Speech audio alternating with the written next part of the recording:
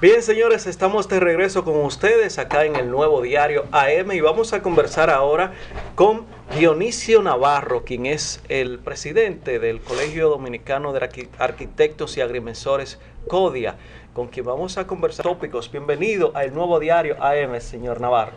Muchas gracias por la invitación y para nosotros es un placer compartir con ustedes y con todos los radioescuchas de este programa.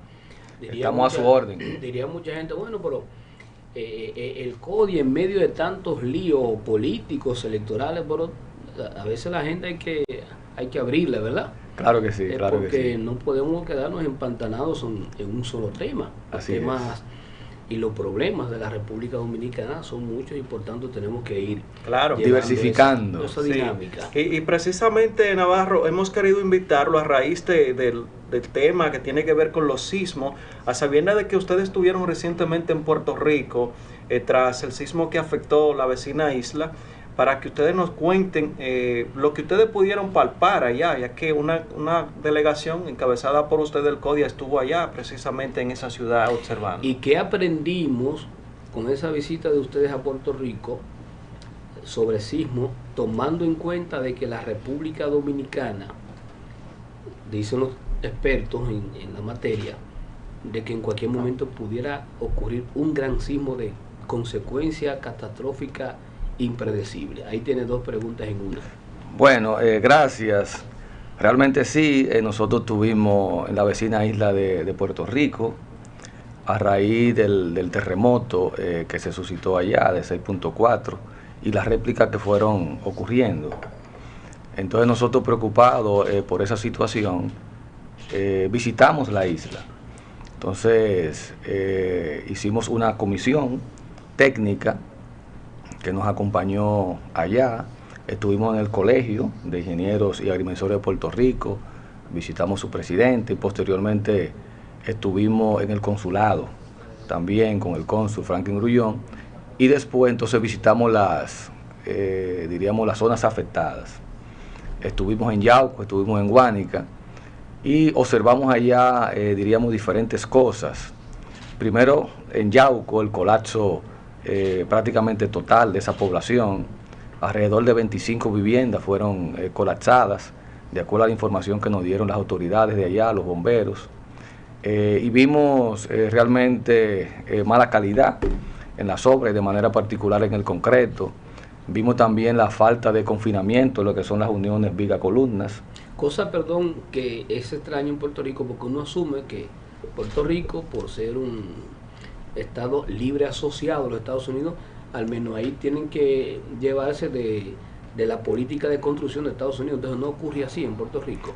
Bueno, no. Esas debilidades. Bueno, no. Y realmente lamentable porque hubo una ordenanza del presidente Barack Obama en el 2016 que mandaba realmente a la corrección, principalmente de las obras públicas y de manera puntual lo que son las escuelas.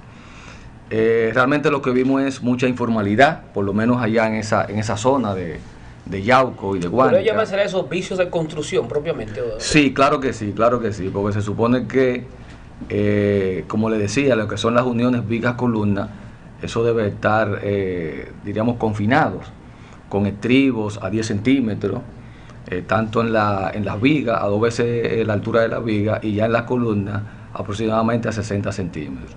Entonces nosotros observamos que en muchos casos no había ni siquiera estribos, y donde tenía el diámetro que le estaban colocando eran de 1/4 y no de trotado.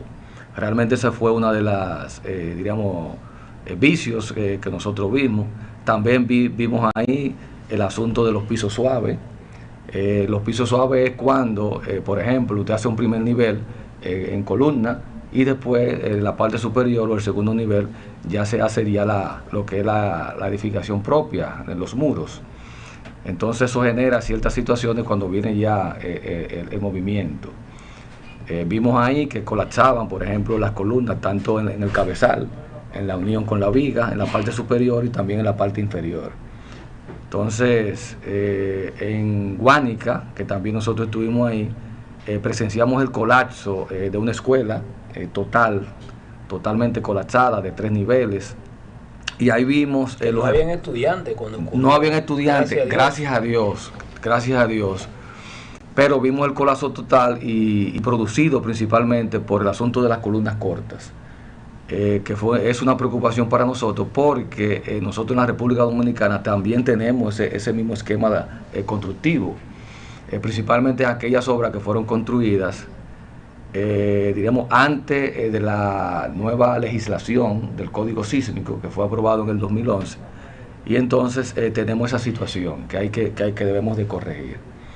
Entonces vimos ese efecto de las columnas cortas que fallan por cortante, producto de que tú sabes que la columna se diseña para una altura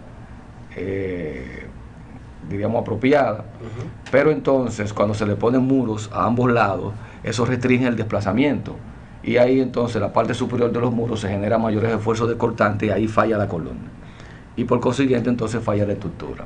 Esto lo vimos en Puerto Rico, lo vimos aquí en la República Dominicana en el 2003 con el sismo que pasó en Puerto Plata, y realmente es una preocupación nuestra como colegio, porque si no se hacen los correctivos del lugar y viene un evento de gran magnitud, esas escuelas van a fallar.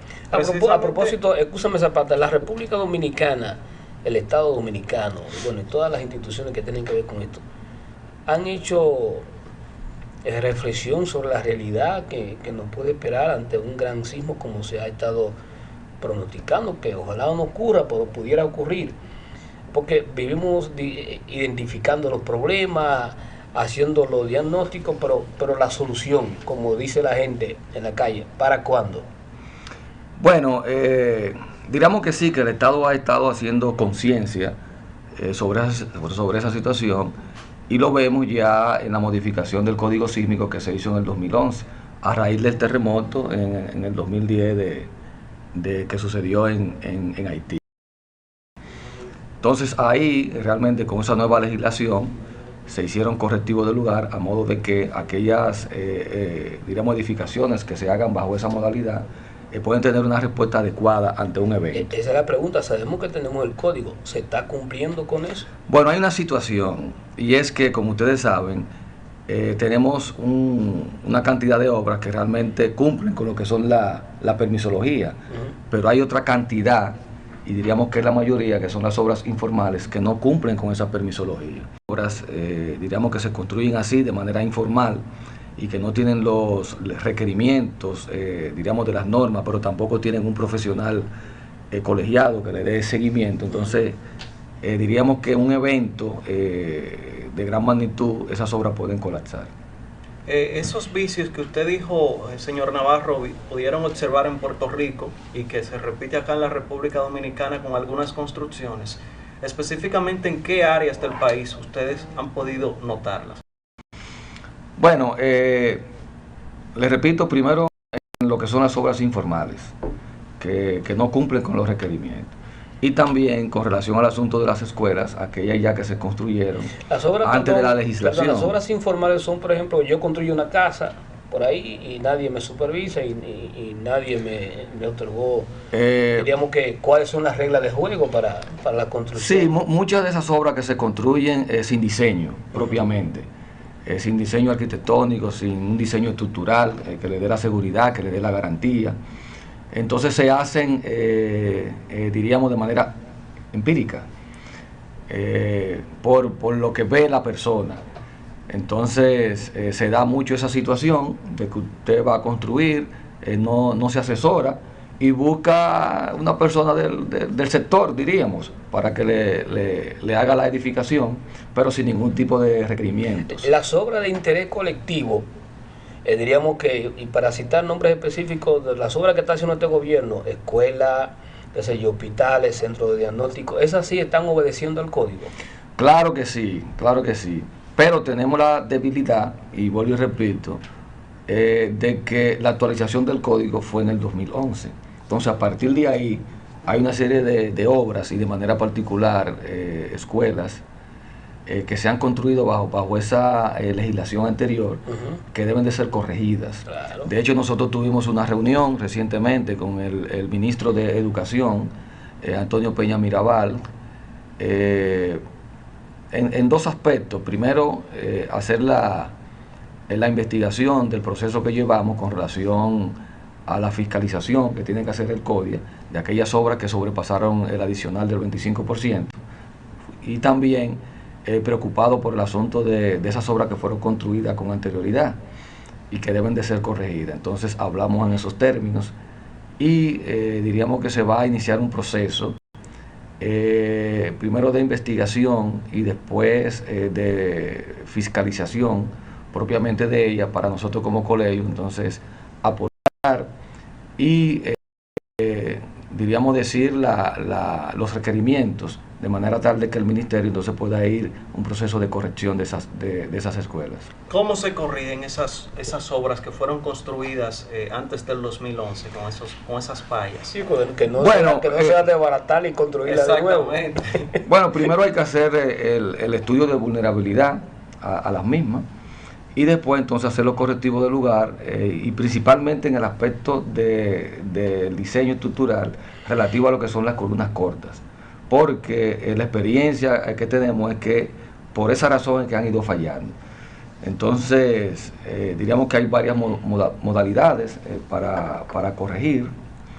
Una de ellas puede ser dentro del general, diríamos, el espacio que corresponde para que la columna pueda desplazarse de manera adecuada, para tener una mejor respuesta ante un evento que se suscite de gran magnitud. Es una especie como un trabajo de reforzamiento. Correctamente. Hacerle a esa estructura ya vieja. Mira una cosa, bueno, la ciudad de Santo Domingo, o el Gran Santo Domingo, se ha caracterizado en los últimos años por grandes torres, sí, bastante altas, ¿verdad? Que son los puntos, yo diría que más vulnerables ante un gran terremoto. ¿Ha podido el CODIA determinar si esas grandes torres que tenemos en Gran Santo Domingo están construidas con los debidos estándares para combatir un gran terremoto aquí? Bueno, hay varias cosas, porque ahí influye, como les digo, el diseño, pero entendemos como colegio que esas torres que realmente cumplan con la permisología, entendemos que sí, que pueden tener una respuesta adecuada ante un evento, porque el Ministerio de Obras Públicas, que se encarga de revisar y evaluar primero el diseño estructural, lo hace en base a la nueva legislación, diríamos, de la actualización del Código Sísmico. Entonces, las que cumplen con esos requerimientos, entendemos que van a tener una respuesta adecuada. Lógicamente, sí hay que tomar en consideración el asunto de la supervisión, porque hay veces, vamos a suponer, usted hace unos planos, se le hace un diseño estructural, usted va a obras públicas, se lo aprueba, pero se supone que usted tiene que construir lo que fue diseñado. Claro. Si hay una situación, por ejemplo, una debilidad, no salirse de ahí, una debilidad en términos de supervisión, y resulta que vamos a suponer en el confinamiento de la unión de viga y columna, que tiene que tener unos requerimientos, y usted viola esos requerimientos, entonces la estructura no va a tener un comportamiento adecuado, ¿no entiende? Entonces o si la viga lleva, vamos a suponer, 4 varillas de una, y usted dice, no, yo no lo voy a poner de una, lo voy a poner de 3/4, entonces no va a tener una respuesta adecuada. Entonces sí que son varias cosas que hay que tomar en consideración. Que es una cultura que tenemos en la República Dominicana, la no supervisión, justamente. Hay una debilidad en ese sentido, hay una debilidad, diríamos, y es que, por ejemplo, el Ministerio de Obras Públicas te da una licencia de construcción. Por esa licencia de construcción te la emite al inicio del proceso, ¿no? Entonces, después de ahí, el ejecutor de la obra, cuando va a hacer un vaciado, por ejemplo, de un elemento estructural o de una losa, etcétera, solicita al ministerio la supervisión. Pero si no la solicita, por ejemplo, entonces ya eso va bajo la responsabilidad del que está ejecutando la obra. Usted hablaba del rol de obras públicas en estas construcciones, pero tengo entendido que los ayuntamientos, a propósito de que estamos sometidos a un proceso electoral para escoger nuevos alcaldes y regidores, que dicho sea de paso, en la campaña abordaron estos temas. ¿Cuál es la función, el rol de los ayuntamientos con estas construcciones? Ahí hay una gran debilidad, lamentablemente. Y usted tiene razón, porque también ahí hay una responsabilidad conjunta. Porque cuando usted va a hacer una edificación, usted agota un proceso en el ayuntamiento de aprobación y de uso de suelo, pero también el ayuntamiento, diríamos que fiscaliza y visita esas obras. Entonces debe de rendir, diríamos, una función de supervisión y fiscalización también. Pero hay una debilidad, y es que los ayuntamientos lamentablemente diríamos que no tienen el personal adecuado, y entonces digamos que toda esa parte recae sobre el Ministerio de Obras Públicas, pero realmente hay una responsabilidad compartida, que si se aunan esfuerzos, diríamos, pudiéramos tener mejores resultados, de manera tal de que la calidad de esas obras fuera mejor. Vamos a hablar un poquito ahora de algo que le compete a los ingenieros directamente. Recientemente vi a un grupo de ingenieros decir que Educación le adeuda una gran cantidad de dinero.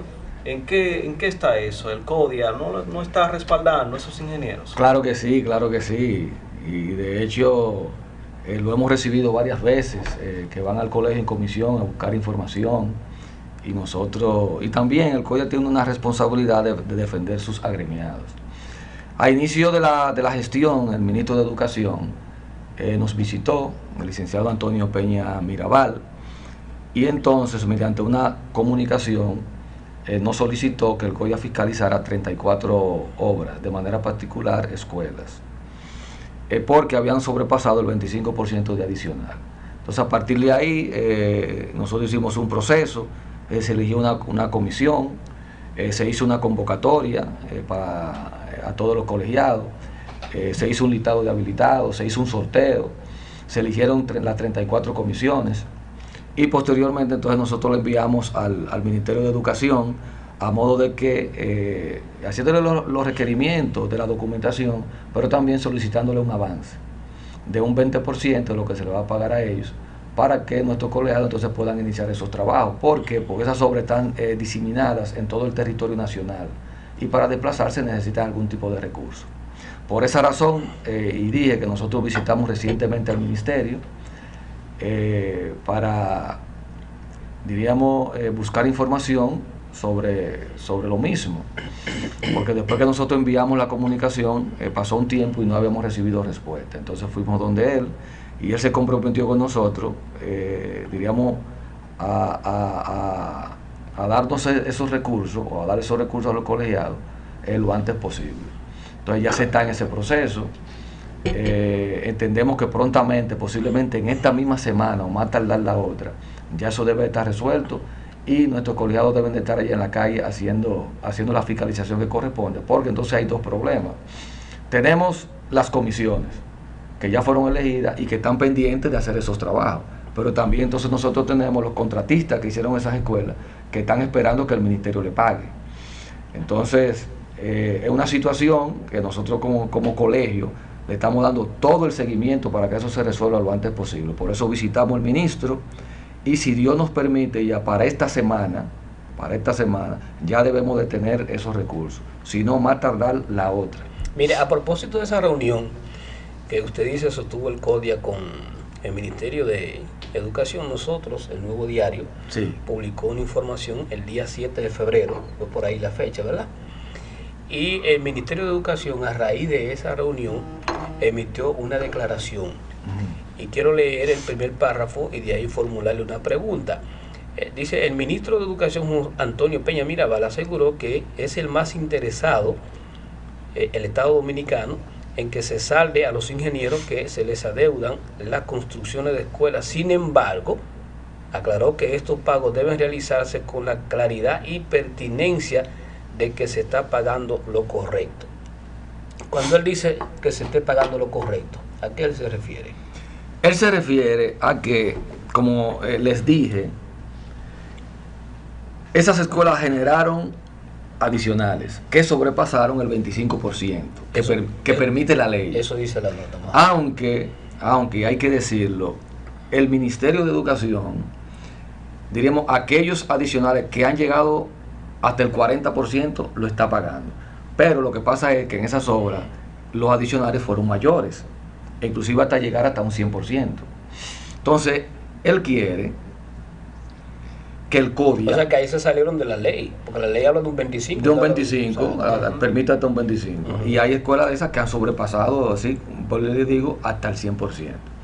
Entonces, cuando él dice eso, lo que él se refiere es que cuando el CODIA haga el proceso de fiscalización y confirme que realmente lo que expresa la cubicación en términos de lo que le adeuda a ese contratista, entonces él va a pagar esos adicionales. Okay. ¿No es? A eso es básicamente que se refiere.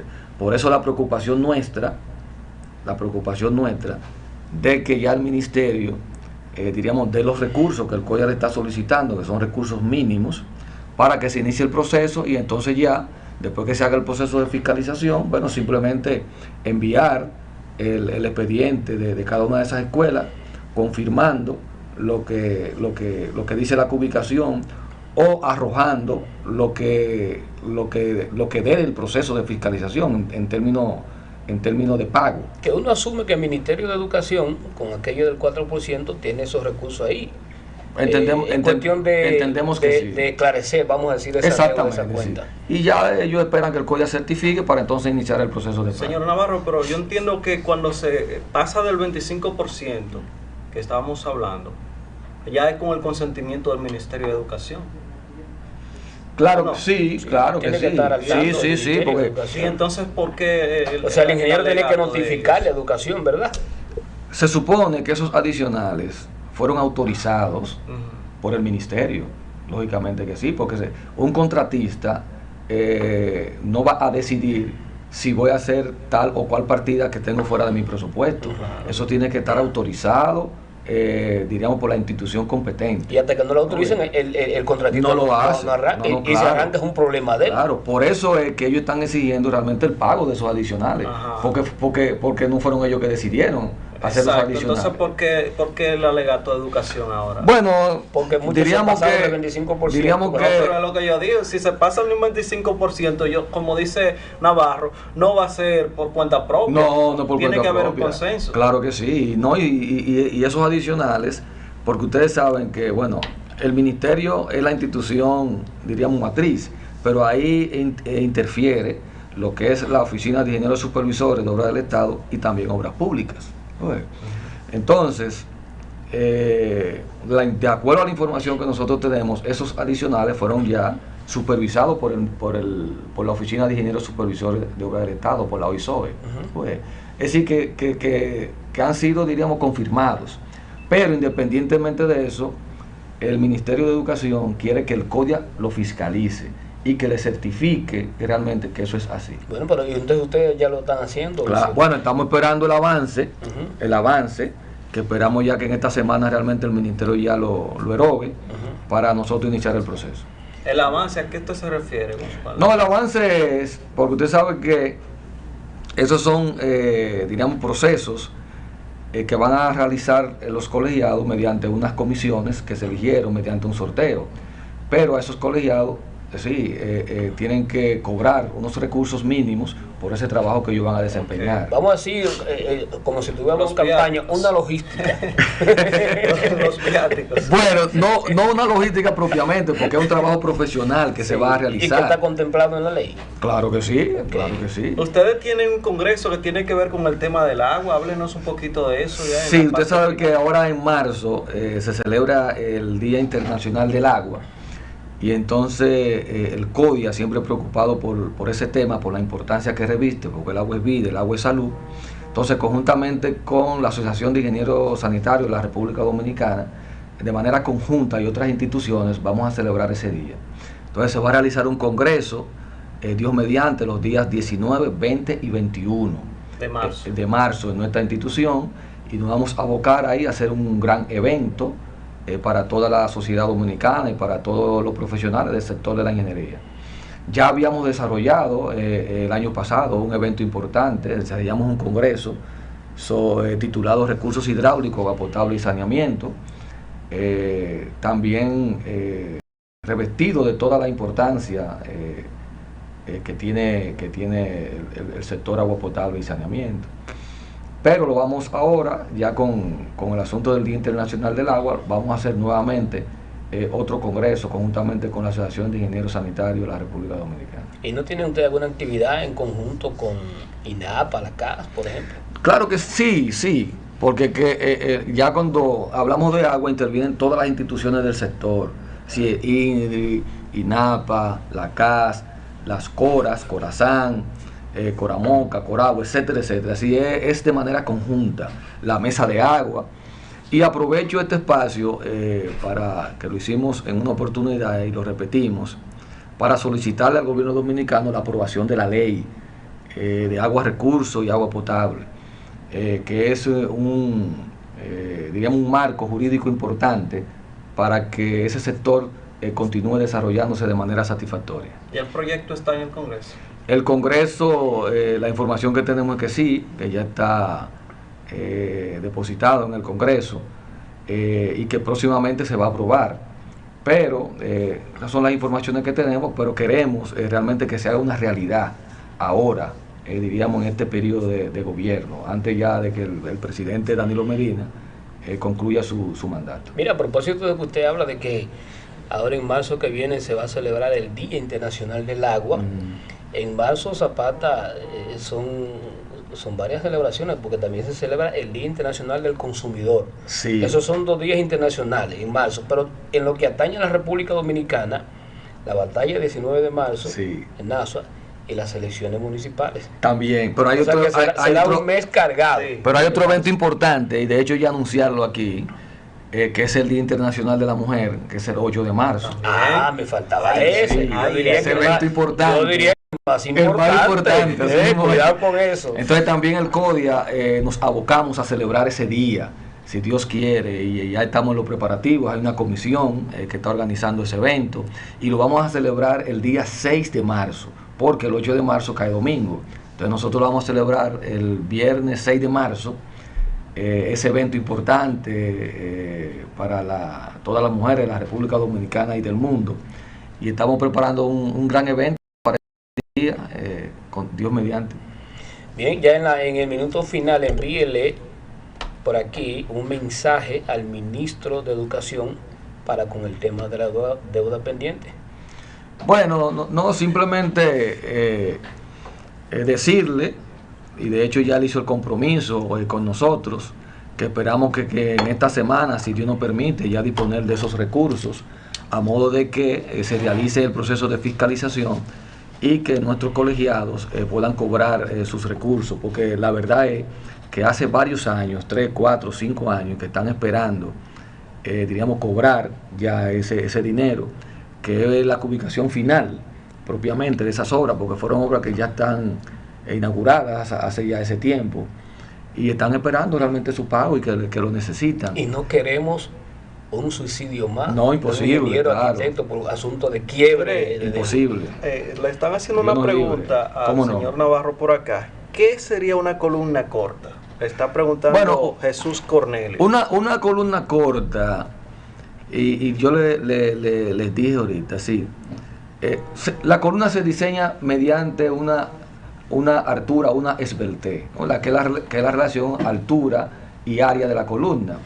Pero regularmente nuestras infraestructuras, ya relativo a torres, ustedes saben que se hacen aporticadas. Cuando digo aporticada es un marco, una viga y 2 columnas. Pero ese pórtico se hace para que asuma cierto desplazamiento. Y ese pórtico se desplaza, ¿no? Pero se desplaza de manera conjunta. Cuando usted restringe ese desplazamiento, es decir, si la columna tiene una altura, vamos a suponer, de 2.50, por poner una altura X, se supone que la columna o el pórtico debe desplazarse de manera conjunta, ¿no? De manera conjunta. Ahora, cuando usted restringe ese desplazamiento, si usted le pone algo, si es 2.50 y usted le pone a 1 metro, por ejemplo, de altura, del nivel de piso hacia arriba, 1 metro de muro, eso restringe ese desplazamiento. Entonces, la columna no se comporta con la altura que fue diseñada de 2.50, sino que se comporta entonces de 1.50 porque está restringido a 1 metro. Y por eso le llaman columna corta. Entonces columna corta porque usted está restringiendo la altura de desplazamiento. Correcto. Que la columna pueda desplazarse. Entonces lo hace solamente a partir del 1,5 metros. Y en materia de seguridad, Pero, de construcción, ¿eso es bueno o es malo? entonces ahí, como está restringida, se generan unos esfuerzos cortantes que entonces la columna falla. Y falla a partir del muro hacia arriba, que fue lo que nosotros vimos en Puerto Rico. Y aquí mismo también en Puerto Plata, porque lamentablemente se observa claro ahí dónde fue que falló la columna. Y si los ingenieros saben que eso es riesgoso, como tú le acabas de explicar, ¿por qué lo hacen? Bueno, lo que pasa es, vuelvo y le repito, porque diríamos que se va avanzando en el tiempo. Y usted sabe que la tecnología va avanzando. Sí, pero tenemos que avanzar como todo. con la seguridad. Entonces, sí, pero lo que le quiero decir es que anteriormente, porque el código sísmico nuestro era del 79, ¿no? Obsoleto totalmente. Entonces, muchas obras se hicieron bajo esa modalidad, ¿no? Ahora, ya después de la nueva de la actualización, que fue en el 2011, entonces se han tomado esos correctivos. Y entonces, por ejemplo, cuando se hacen las escuelas, ya a ambos lados de la columna que se ponen los muros, pero también se le pone un FON, por ejemplo, que es una modalidad, un FON, de manera tal de que permita, cuando venga el sismo, ciertos desplazamientos a la columna o al pórtico propiamente, y entonces pueda responder de manera adecuada. Bien, Zapata, usted despide que hemos llegado al punto final. Así es, hemos conversado con el señor Dionisio Navarro, ingeniero o arquitecto. Ingeniero civil. Ingeniero Dionisio Navarro, quien es el presidente del Colegio de Arquitectos y Agrimensores de la República Dominicana, CODIA. Gracias a ustedes por la sintonía. Invitarles a que mañana nuevamente estén ahí con nosotros a partir de las 8 de la mañana. Feliz resto del día.